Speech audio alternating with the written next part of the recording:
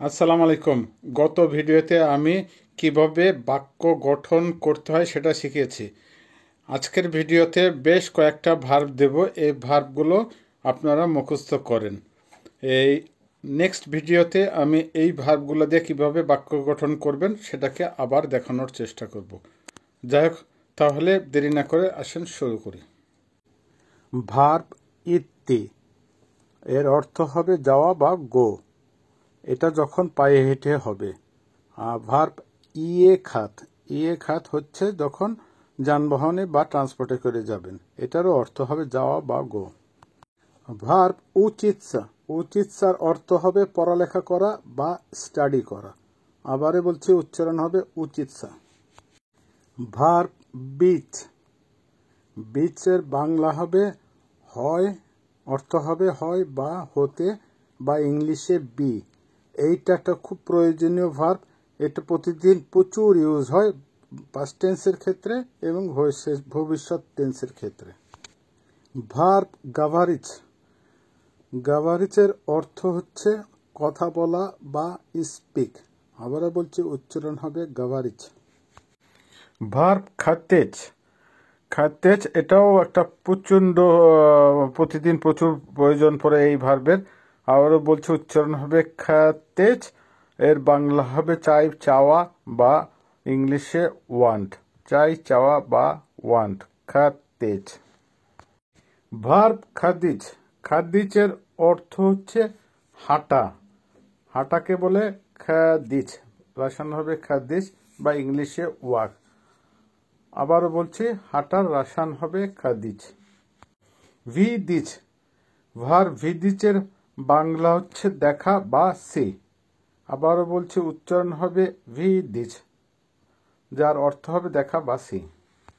Verb পিচের বাংলা হবে পান করা বা ড্রিঙ্ক করা। পিচ উচ্চারণ হবে পিচ, পান করা, পানি পান করা বা ড্রিঙ্ক করা। ভার্ব ব্রাচের বাংলা হবে নেওয়া বা ইংলিশে হবে টেক। আবারও বলছি, উচ্চারণ হবে ব্রাচ। ভার্ব চিত্তাচের বাংলা হবে পড়া বা রিড।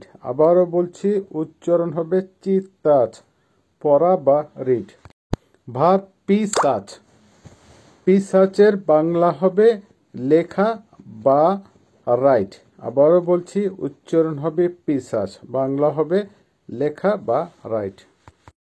ভার্ব উচ্চারণ হবে জিত, যার বাংলা হবে বাস করা বা ইংলিশে হবে লাইভ। আবারও বলছি, উচ্চারণ হবে জিত। ভার্ব দিয়েলাচ, উচ্চারণ হবে দিয়েলাচের বাংলা হবে করা বা ডু। উচ্চারণ হবে, আবার বলছি, দিয়েলাচ, করা বা ডু।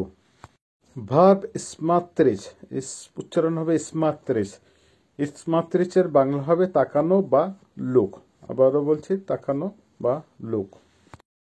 ভার্ব স্পাটের বাংলা হবে ঘুমানো বা ইংলিশে হবে স্লিপ। আবারও বলছি, উচ্চারণ হবে স্পাচ, বাংলা হবে ঘুমানো, ঘুম বা ঘুমানো বা স্লিপ। ভার্ব ইজদাচের অর্থ হচ্ছে অপেক্ষা করা বা ওয়েট করা।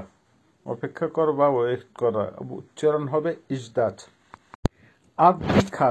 আদ্দিখাচের ভার্বের বাংলা হচ্ছে বিশ্রাম করা বা রেস্ট নেওয়া, রেস্ট। আবারও বলছি, উচ্চারণ হবে আদ্দিখাচ। ভার্ব মিচ এর বাংলা হবে ধোয়া বা ওয়াশ করা। আবারও বলছি, উচ্চারণ হবে মিচের বাংলা হবে ওয়াশ করা বা ধোয়া। ভার্ব পোমনিচ, আবারও বলছি, উচ্চারণ হবে পোমনিচের বাংলা হবে মনে করা বা ইংলিশে হবে রিমেম্বার। বাংলা হবে মনে করা বা স্মরণ করা, ইংলিশে হবে রিমেম্বার। উচ্চারণ হবে পোমনিচ। ভার্ব জানিমাৎসার অর্থ হবে অধ্যয়ন করা বা স্টাডি করা, পড়ালেখা করা। জানিমাৎসা, স্টাডি করা, জানিমাৎসা। আবার বলছে, উচ্চারণ হবে জানিমাৎসা, পড়ালেখা করা বা অধ্যয়ন করা বা স্টাডি করা। ভার্ব দাভাত, দাভাত, দাভাতের বাংলা হবে দেওয়া বা গিভ। আবারও বলছি, উচ্চারণ হবে দাভাত, দেওয়া বা গিভ।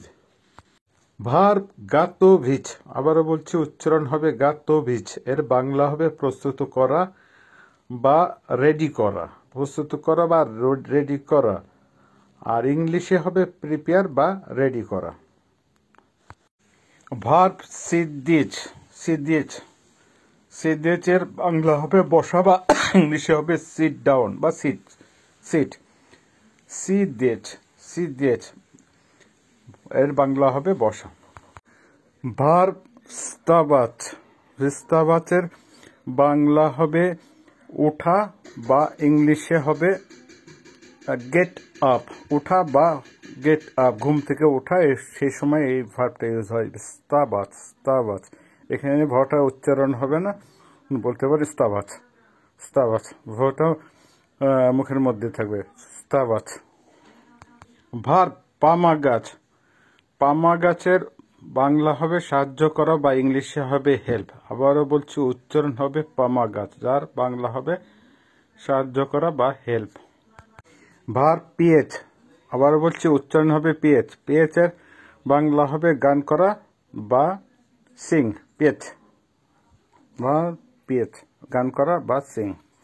ভার্ব লুবিচ, লুবিচ, উচ্চারণ হবে লুবিচ, লুবিচের বাংলা হবে ভালোবাসা বা ইংলিশে হবে লাভ, ভালোবাসা বা লাভ, উচ্চারণ হবে লুবিচ। ভার্ব ইজনাচ, ইজনাচের বাংলা হবে জানা বা নো। আবারও বলছি, উচ্চারণ হবে ইজনাচ, অর্থাৎ আমি জানি, ইজনাচ, ইজনাচ, যার বাংলা হবে জানা বা নো। ভার্ব স্তায়াত, স্তায়াত, উচ্চারণ হবে স্তায়াত, দাঁড়ানোকে স্তায়াত বা স্ট্যান্ড, স্ট্যান্ডকে স্তায়াত বলে, উচ্চারণ হবে স্তায়াত। আবারও বলছি, স্তায়াত।